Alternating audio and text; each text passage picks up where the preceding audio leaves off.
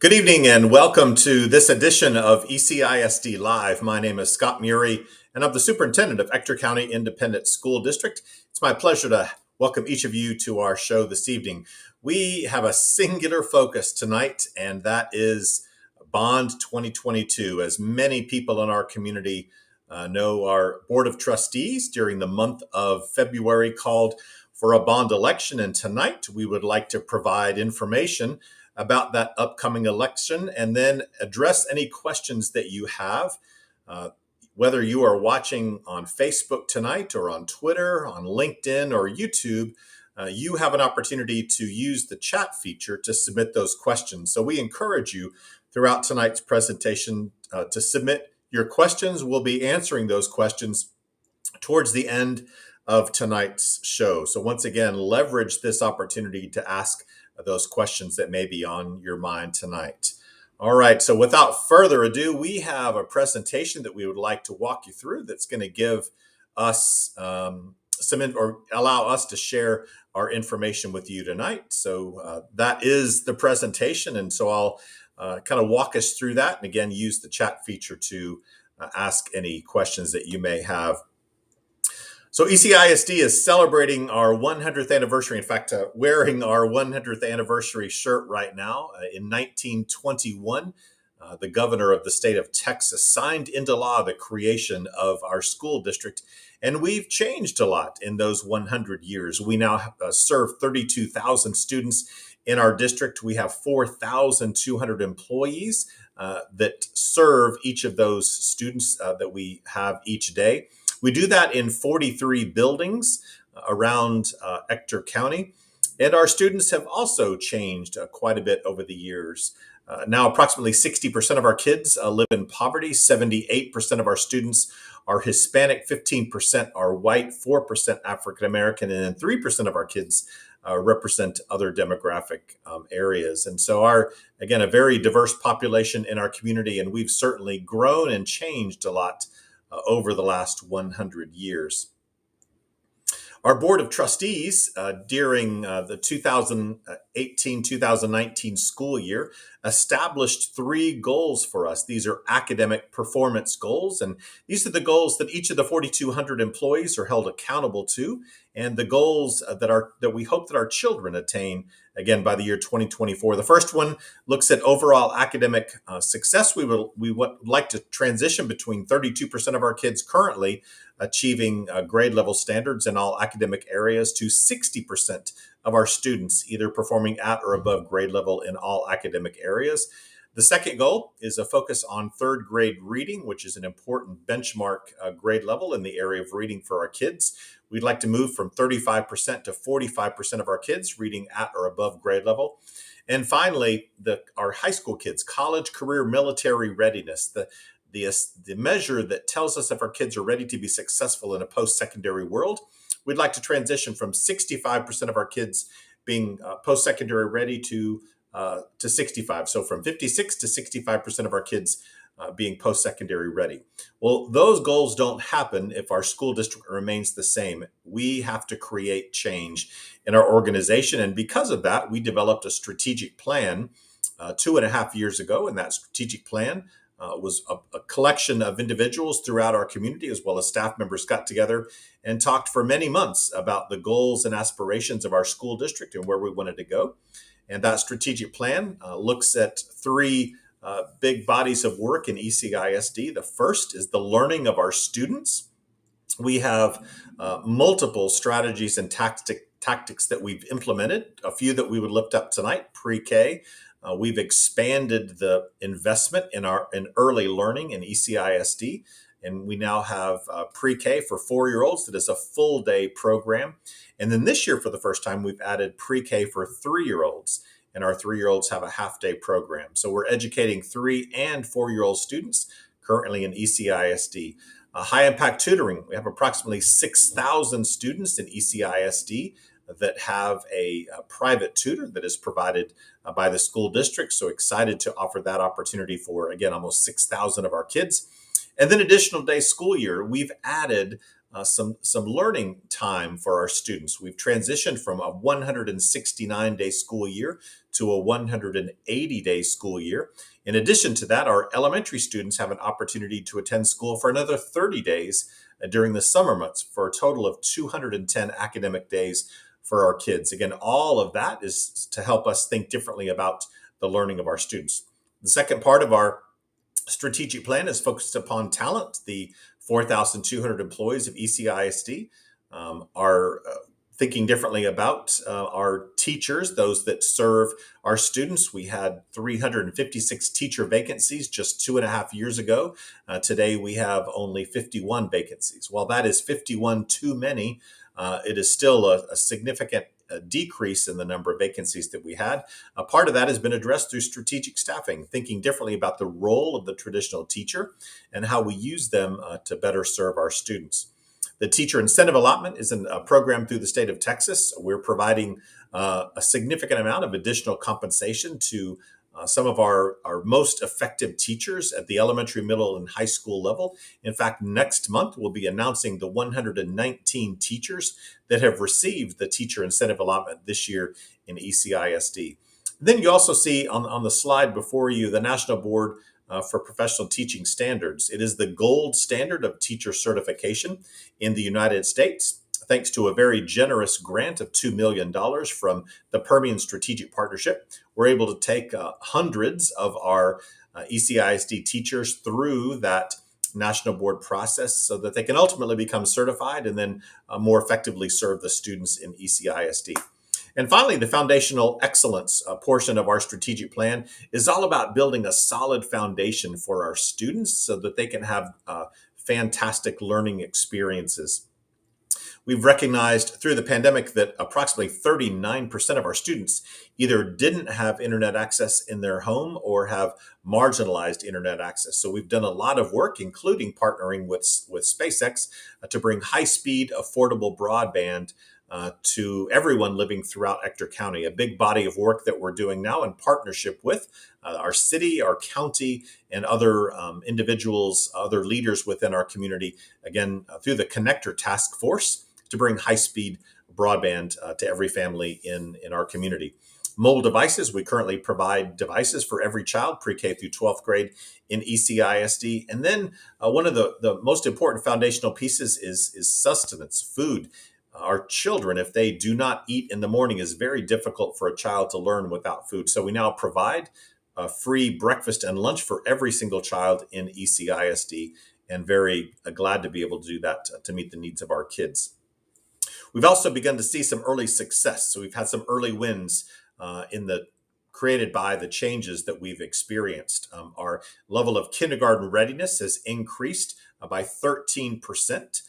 Just in 1 year from last year to this year, and that is directly attributed to a full-day pre-K program. Excited to see the results happening there. Our SAT score has increased by 40 points in just the last 2 years. We're now 15 points higher than the state of Texas. Yes, on the SAT, our kids are more competitive than kids across the state of Texas. Excited about that significant improvement. We also currently maintain the highest graduation rate that we've had in over 20 years in ECISD. Again, proud of the teachers, administrators, and those investing in the lives of our kids to make that possible. And finally, post-secondary readiness. Just in 1 year from last year to this year, 7% more of our students are now considered post-secondary ready at the high school level. And that's an increase from where we were at 56% to 63% now. Again, kudos to our teachers and administrators and students for making that happen. That's a significant improvement. That 63% is also reflective of the state of Texas. High school students in Texas are also considered CCMR ready at a level of 63%. So again, we're right on par with our state, and glad to have risen to this point. And we lift up our teachers and principals that are working hard to make that happen. Part of a solid foundation relates to facility, and we started a process 2 years ago of looking diligently at the condition of every building in ECISD that we own. We conducted a comprehensive facility assessment, hired architects and engineers to come in and survey each of our schools. And then those results were used to make some of the decisions that we'll be talking about tonight. ECISD does have a history of bond referendums. Some of you have been around the community for many years, and you may remember back in 2001, we had a bond referendum for $89.5 million. We built 2 elementary schools during that time, as well as adding some additional classroom space at our high schools, and then did some repair work and maintenance work on campuses throughout Ector County. And then in 2012, so about 10 years ago, was the last successful bond that we put together. And at that time, we built 3 new elementary schools and also added more classroom space at both Permian and Odessa High School. So growth has been our story for many years, and in fact continues to be our story. And so we've added new schools in our portfolio to accommodate for that growth. As we're going through tonight, if you have questions, you may feel free to put those questions in chat. And once again, we'll be responding to those at the end of tonight. So whether you're watching YouTube or on Facebook or LinkedIn or Twitter, whatever your platform tonight, use that chat function to submit your questions, and we'd be happy to respond to those at the end. The last election that some of you may remember was not a bond election, but it was actually called a tax ratification election. And the money that is generated from a tax ratification election feeds the general fund side of our budget. And the promise that we made to our community in the last TRE, we have kept that promise. You can see that we promised that we would give our employees raises. And we not only did that the year of the passage of the TRE, but in fact, we've been able to do that every single year since the passage of the TRE. And in fact, we plan to do that again this year. On all of that is in thanks to the TRE. Also in 2018, upon the passage of that tax ratification election, we added security upgrades to all of our campuses and ECISD. We were able to purchase 47 new buses, and in fact, we continue to purchase new buses every single year thanks to the TRE. And roof repairs.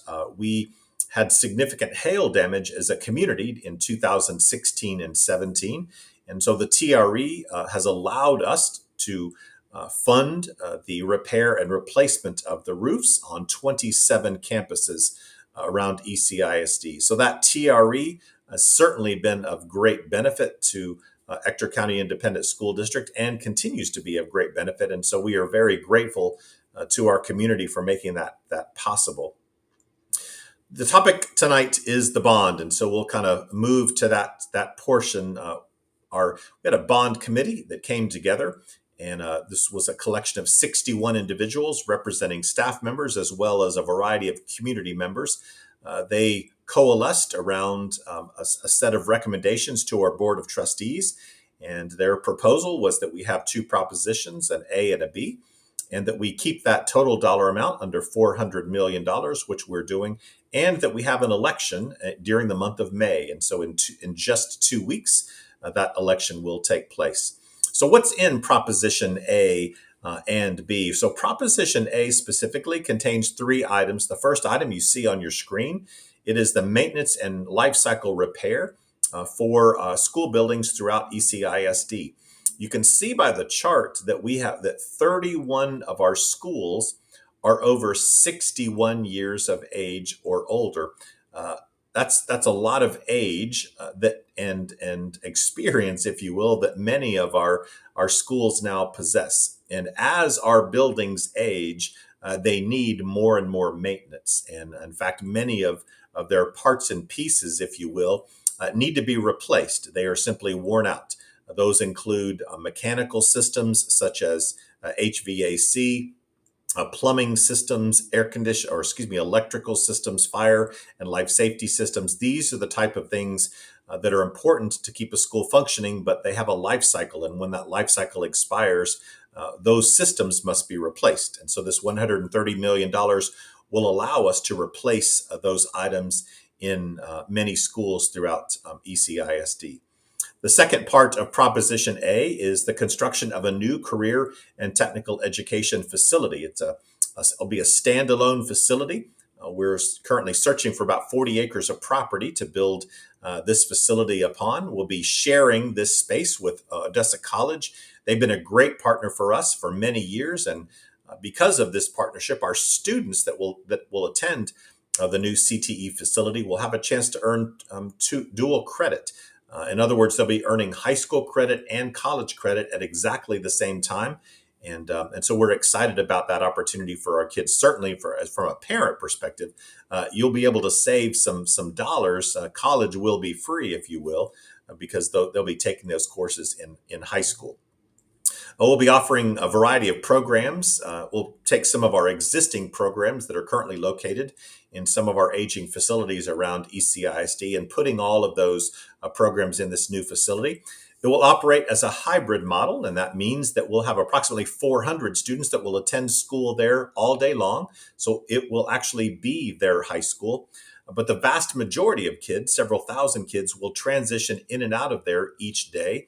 And they'll simply go there to take their career and technical education coursework. And then once that course is finished, they'll transition back to their high school. So it'll be a hybrid model and a very flexible space. Anxious for that.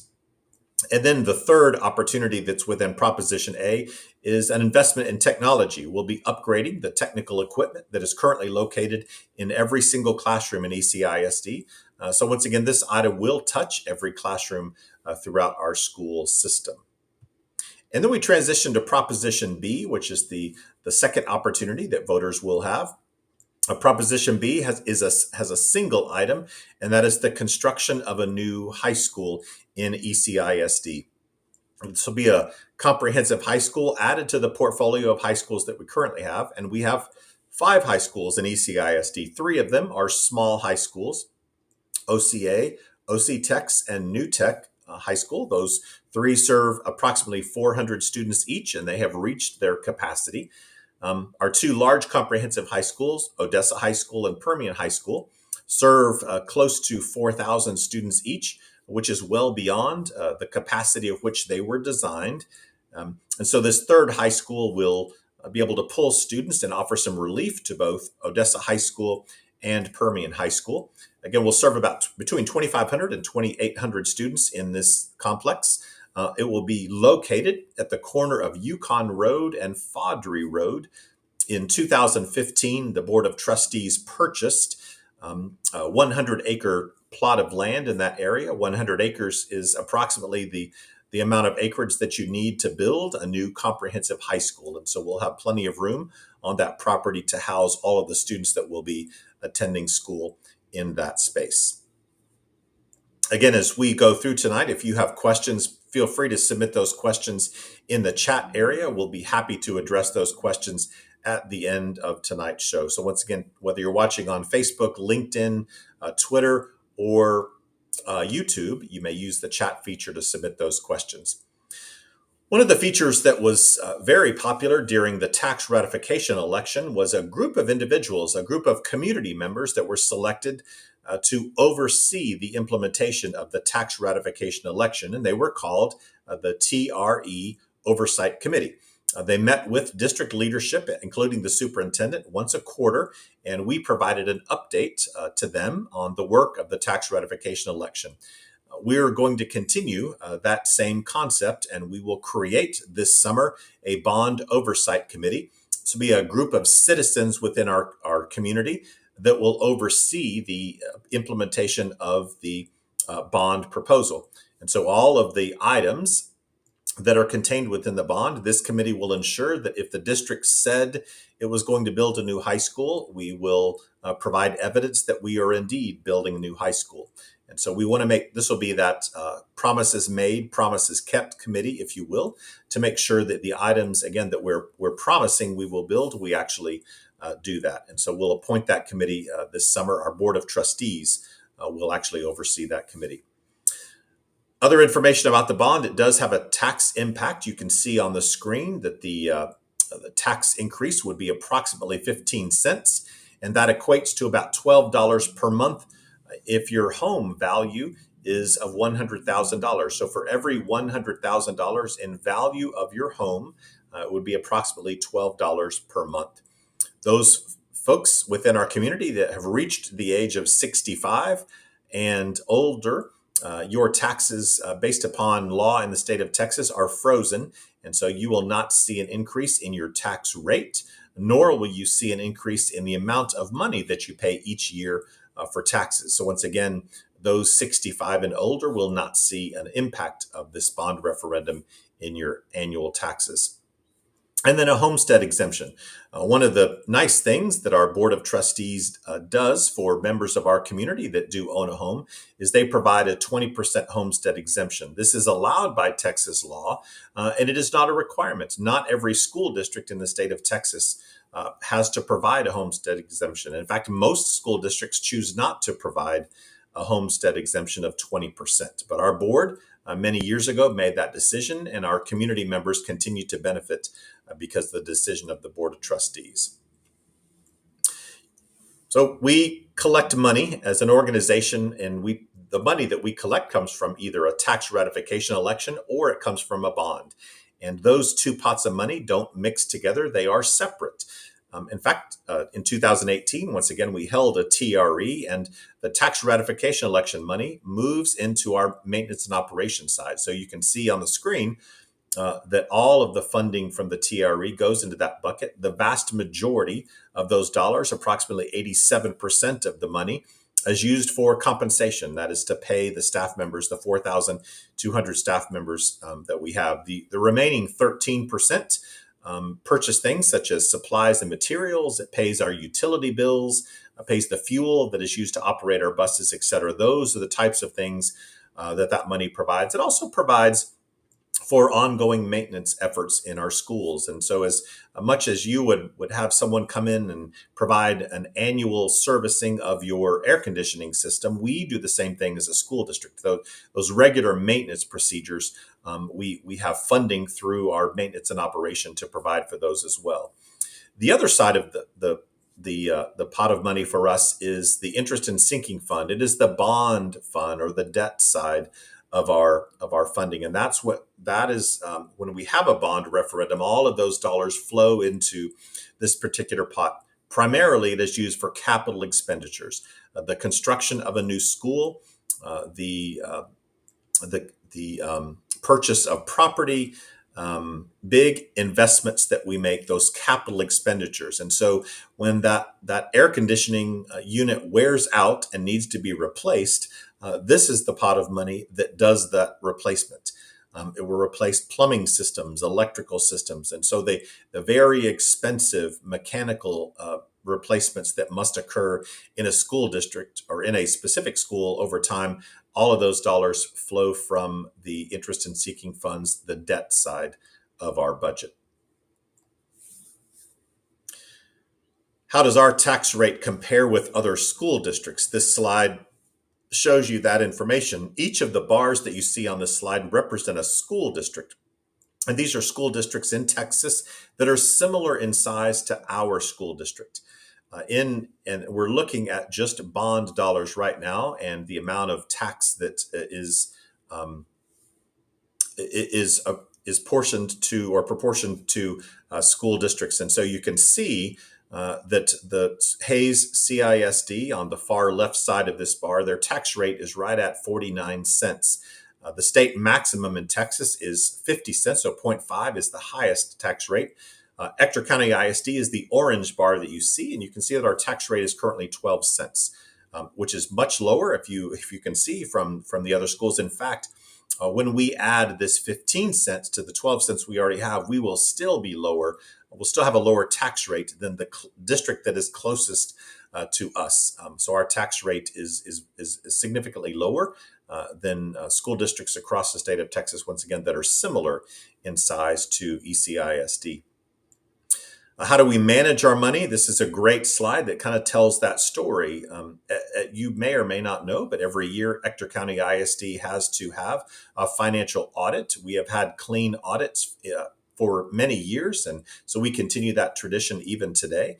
The second bullet, or the second block that you see, I think is more interesting. It is our rating in the state of Texas. You are probably aware that Texas grades schools, but Texas also grades your district finance. And in Texas, you're given an A through an F. Well, we not only have had an A for the last several years, but for the last 2 years specifically, we've had a perfect score of 100. And that's because of the way that we manage and expend our money. And so the first thing we talked about was the fact that we have clean audits. So we're spending our money legally. The second area is on really how we spend our money. The state of Texas defines certain thresholds. You shouldn't spend more money in this category, or shouldn't spend this much money in that category. So they give us these thresholds. Our opportunity is to remain below each of those thresholds. And because we do that, we've now earned a perfect score 2 years in a row of an A. And all of that leads to the third rectangular area that you see, and that is our bond rating. Last year, Moody's increased our bond rating. We were upgraded, and that's good news, not only for the school district, but really great news for taxpayers. It means that when we go to the bond market, we will be able to find interest rates that are much more favorable to the school district. And what that means is that the taxes that we will need to collect to pay for those bonds will be significantly less. Much like your credit score. As a consumer, you want a high credit score so that when you need to take out a loan, you can have the most favorable interest rate. And in our business, that is our bond rating. And so we're very excited because of the clean audits that we've had and the way that we are expending our money. We've been able to have good, healthy bond ratings. And hopefully that will continue to increase over the next many years. And then voting information. Of course, this is a bond referendum, and the folks that make the ultimate decision are the folks that go to the polls over the next couple of weeks. Early voting begins Monday, April 25th. So that is this coming Monday, will last through Friday of next week. And then the following week, Monday and Tuesday, May 2nd and 3rd. The times next week, they open at 8 o'clock in the morning and close at 5. And all this will take place at the Courthouse Annex. That is the only location for early voting. May 2nd and 3rd, their hours are 7 a.m. to 7 p.m. So that particular week, much longer hours. And then election day is Saturday, May the 7th. Polls will open at 7 a.m. and they'll close at 7 p.m. And you can see on the screen that there are locations all over Ector County. The typical location that you've normally voted at will more than likely be the location that will be open on election day. Again, that information is posted not only here on this slide, but we have all of that election information on the ECISD website. So feel free to visit that, www.ectorcountyisd.org, to find not only more information about voting, but also about the bond package itself. When you go vote, either early voting or on election day, this is one of the two ballots that you'll see. This is Proposition A. You can see you'll have an opportunity to vote for or against Proposition A. And you can also, when you read the language, you can see the three items that are contained. The first, bonds for school buildings, which is the maintenance and repair of our buildings. The second item you can see is the Career and Technical Education Center. That, again, is a new building that will be built to hold our career and technical education programming. And then the third item you can see, security equipment and technology infrastructure. Again, that is the classroom upgrades that we have. New tools for students and teachers to use in the classroom environment. Again, that'll touch every classroom in ECISD, and that is Proposition A. Proposition B, again, you'll have an opportunity as a voter to vote for or against Proposition B. Total amount of $183 million, and a singular item here, and that is the construction of a new comprehensive high school. And that is Bond 2022. There's a lot of information that we shared with you tonight, but there's even more information if you are interested. And we encourage you to be an educated voter. There's certainly a lot of information floating around in our community right now about the bond, and we want to make sure that you have accurate information. And what better source to get accurate information about the bond that belongs to the school district than the school district itself. And so we have completed a website that is comprehensive, has all the information that you would need about the bond, www.ectorcountyisd.org/bond2022. When you get to the website, you can also just click the button that will take you to Bond 2022. Also, the QR code that you can see on your screen right now, you can simply lift up your cell phone and point the camera at that QR code, it'll take you directly to the website that can provide much more information. On the ECISD website, you will see voting information, so the dates, times, and places of early voting as well as election day. You'll find comprehensive information about the bond items themselves down to the school level. So if you're a parent at one of our schools, pre-K, elementary, middle, or high school, and you want to know how the bond will affect your school, all that information is available on the ECISD website. So we invite you to go to the website to see that information. And finally, on the website, all the information and data that the bond committee used to make their recommendation. There is a plethora of information on our website, all of the information that committee used to formulate their recommendation to our board of trustees. Again, all that information is posted for your perusal. So hopefully you'll take a few minutes to become an educated voter and then go to the polls starting again Monday. All right, questions. If you have questions, now is your time to put those in chat. Hopefully you've been doing that, but if you have additional questions before we sign off tonight, we would be happy to answer those questions for you. So once again, take just a minute, put those questions in chat, and we would be happy to read those questions for you and give you any answers that you need. While you're typing, just a few reminders. The Proposition A contains 3 items. Hold on, I'm trying to find these questions.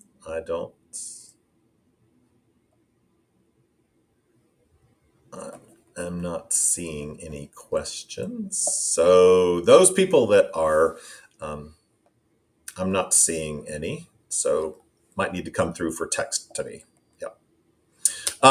So we'll get those questions. Somebody will send them to me real fast so that I can read them off and come to you. Well, again, we use text for that.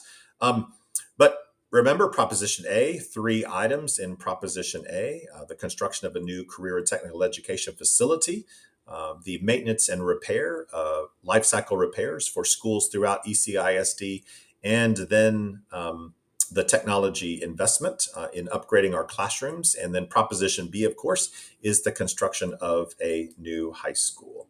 All right, so here's a question. First question is, if the bond were to fail, when is the next time we would call for a new bond?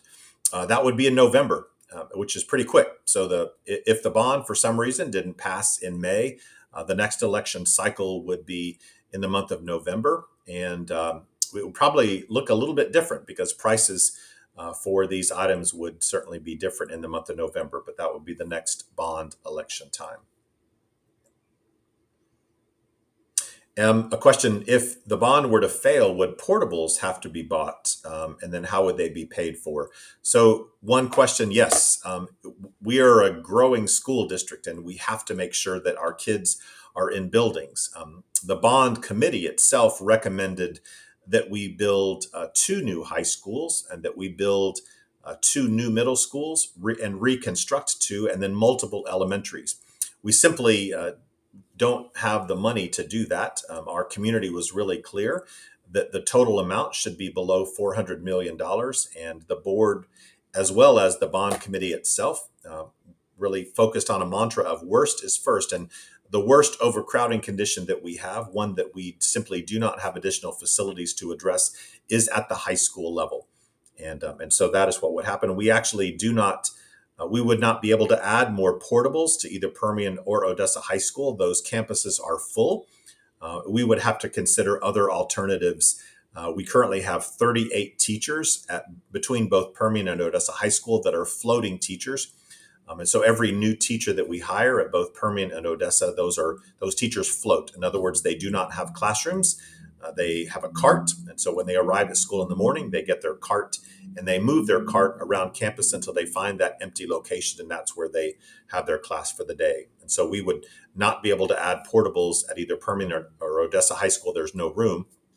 We will have to, however, add portables to elementaries and middle schools because we simply do not have enough money in the bond to build more of those, even though we certainly need them based upon our growth. But we will be adding portables in the future to to our elementaries and middle schools campus, and those portables come from the general fund. And so, which is one of the challenges that we face is the majority of our general fund is used to pay salaries, but we will have to use those general fund dollars to purchase portables as a part of this process.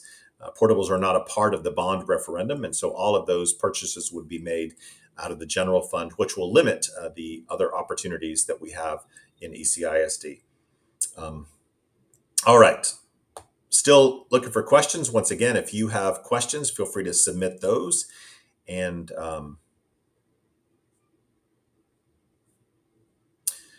so, question about the location of the new high school, why that location was chosen. Really, the location of the new high school, once again, to remind everybody, is at the corner of Yukon Road and Fawdry Road. And two reasons. One is in 2015, the Board of Trustees purchased 100 acres there. And so as we make this decision in 2022, we already own 100 acres of property.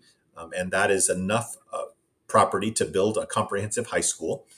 Secondly, as we look at the demographic studies, we hired a professional demographer to come in and survey our community to understand where growth was happening, really analyzing business and industry movement, neighborhoods, et cetera, and census information. All of that information was used in the formation of the demographic study, and it indicated that the northeast area of Ector County is the place that will have the largest amount of growth.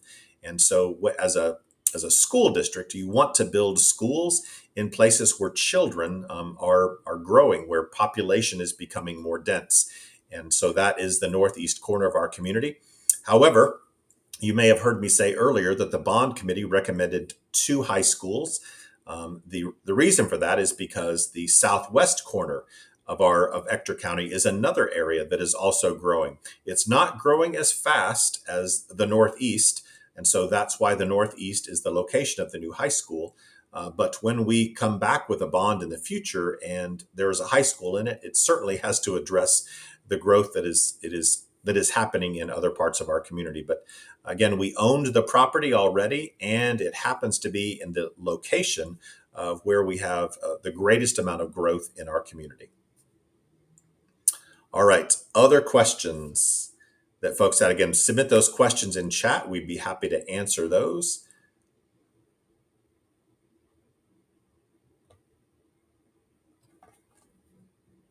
Anybody else? I think one bit of information I think it's important to know as we think about our Career and Technical Education Center, several have asked about that facility specifically, and why that is needed. And we have a story really that's occurred in the last couple of weeks. Carla Byrne is the director of our Career and Technical Education Programming, and she shared with us that we currently have 181 students that would like to take welding as a course. They would like for welding to be their career and technical education pathway. But unfortunately, we've had to turn away those 181 students simply because we don't have room. Our welding courses are already full. We don't have any more capacity and any more equipment. And so we're right now turning away, not only in welding, but other career and technical education courses, turning kids away. And so this new facility will give us an opportunity to address the needs of our career and technical education students, both now and in the future. A couple more questions. Is there a name in mind for the new high school? No, there isn't, actually, but I will tell you about that process. The naming of a new school is a community opportunity, and it'll be, again, this summer, we will begin the process of design and development for that new high school, but it would probably be about a year away. The high school will open in August of 2025. It's a 3-year build, a full year of design, and then 2 years of construction. That's the amount of time it takes to build a new high school in our area. And approximately a year before that high school opens, we will gather a group of students and parents and educators together and begin to talk about the naming of the new high school, the logo and mascot for the new high school, the colors of the new high school, all of those decisions would be yet to make, and those would be community decisions. The Board of Education would be the ultimate decision maker, but the recommendations for the name and the colors and mascot and all of those things would come from the community. And so we look forward to engaging our community in those conversations. It'll be a few years before that kind of work happens, but we look forward to that opportunity. A question: is the new high school in Midland County? No. We actually could not build a high school, or any school for that matter, outside of our own community. The Ector County tax dollars have to remain in Ector County, and so that high school is being built on 100 acres of property, again at the corner of Faudree Road and Yukon Road. That property is in Ector County. That school will serve Ector County ISD students. It is built thanks to the taxpayers of Ector County, and so it will serve students in our system. But no, it will not be built in Midland County. All right, other questions that individuals may have. Again, feel free to use the chat feature to submit those questions, and we would be happy to address those. Just a reminder, while you're busy typing your questions, voting begins on Monday. Early voting will take place all next week from 8 o'clock in the morning to 5 o'clock at night. The courthouse annex is the only location for early voting. So once again, Monday through Friday next week, 8 to 5. And the following week on May 2nd and 3rd, that's Monday and Tuesday, they will have extended hours, 7 a.m. to 7 p.m. for early voting. Again, all of that is at the courthouse annex. And then finally, election day is on Saturday, May the 7th. There'll be voting locations throughout Ector County, and polling, or the voting locations, will open at 7 o'clock in the morning and will close at 7 o'clock that night. Information about voting locations, both early voting and election day, as well as information about the bond, can be found on the ECISD bond website, www.ectorcountyisd.org/bond2022. If you go to the main district website, we also have a big button there, and you simply click on that button and it will take you to the bond information. Lots of really good information about the bond. We also have a frequently asked question document there. There have been many questions about Bond 2022. So if you do have questions, there's a good likelihood that those questions have already been asked and answered. And all of that information can be found on the ECISD website. You can find those frequently asked questions and answers on that website. Once again, if you have additional questions tonight, we're getting ready to wrap up. So make sure you put those questions in chat, and we would be happy to answer those questions. I think I've got one coming in right now. Hold on just a minute. All right. Maybe not. All right.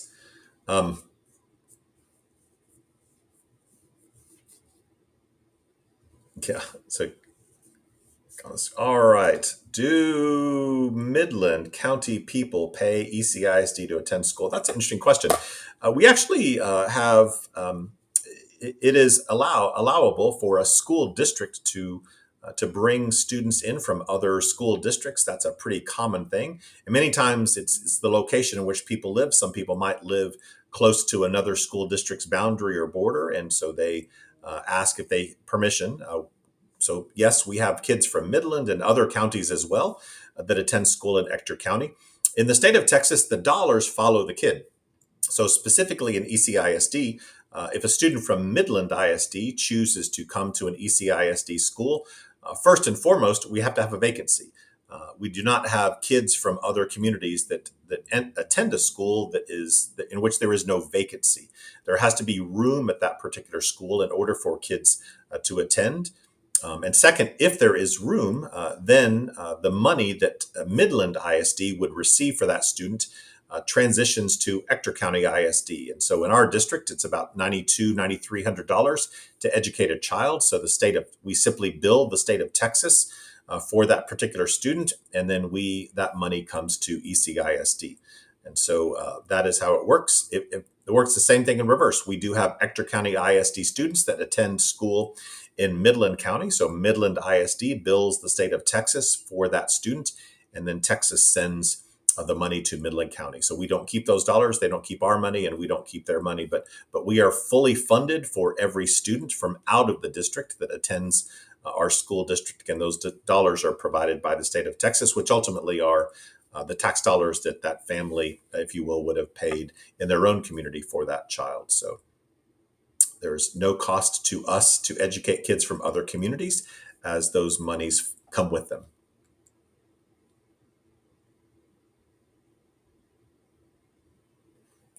All right. Again, final words. If you have a final question, feel free to put that in, but just some quick reminders. Again, early voting starts Monday, 8 to 5, and then the following Monday, May 2nd. Early voting is from 7 to 7, and then Election Day is on Saturday, May the 7th. If you have questions, feel free to seek more information on the ECISD website, www.ectorcountyisd.org, for all your information about the bond. Again, there's a lot of information in our community, but you want to make sure that you have the correct and accurate information. And we are the source for that information. And our website is filled with information about Bond 2022. So we encourage you to visit the website. Once again, ectorcountyisd.org/bond 2022. All right. We've had a good evening tonight. We appreciate it.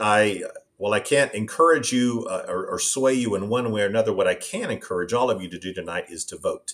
And so please take advantage of that wonderful opportunity that we have as citizens in this country to leverage our opportunity to render our opinion on what is presented to us at the ballot box. Again, ECISD has two propositions, Proposition A and B, and you will see those starting on Monday at the ballot box. All right, I think I've got one more question that came in. It's about the homestead exemption. ECISD, yes, Ector County ISD does offer a homestead exemption of 20%, and that is to everyone that lives in Ector County that owns a homestead. We provide that exemption to those families. Once again, residents of Ector County that own a homestead, so basically you own a home, we provide a 20% discount on that home. So if your home is valued at $100,000, you would only pay taxes on $80,000 of that $100,000. Again, gratitude to our Board of Trustees for many years ago for approving that, and our Board of Trustees currently support that homestead exemption. Not something that every district does, but it is something that we provide in ECISD, and our Board of Trustees, they are to be thanked for making that an opportunity in Ector County. All right. Again, thank you for joining us tonight. We appreciate this opportunity. Again, if you have further information, don't forget to visit the website. You can also submit additional questions on the website. We're happy to put those answers there, www.ectorcountyisd.org/bond 2022. And don't miss your opportunity to vote starting Monday, April 25th, 8 a.m. to 5 p.m. Monday and Tuesday, May 2nd and 3rd, 7 a.m. to 7 p.m. And finally, Election Day is Saturday, May the 7th, 7 a.m. to 7 p.m. Thank you for joining us tonight. Again, my name is Scott Murray, Superintendent, Ector County Independent School District. You have a great rest of your evening and a wonderful weekend. Good night.